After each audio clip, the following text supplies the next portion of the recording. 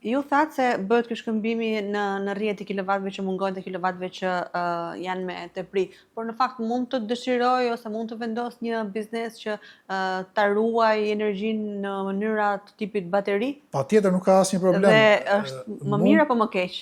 Jo, mund ta ruaj në mënyrën se si është strukturuar ky model i funksionimit të implanteve në Shqipëri, neve na duket i pakuptim. Kuptimi është një investim i tepërt dhe një, po themi, hallk më tepër, që nuk është të jep një favor ose një zgjidhje, nuk është e nevojshme. Praktikisht, atë që do bënte me bateri, e bën rrjeti.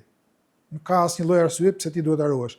Funksionon me bateri aty ku ose ka mungesë fare rrjetit, po marrim raste, po themi, antena telefonike ku ti nuk ke fare rrjet të energjisë, ose baxho, ose biznese ku nuk ka asnjë lloj, po themi, rrjet. Për sa kohë ekziston rrjeti, është një investim pa kuptim që të shkosh të investosh në bateri.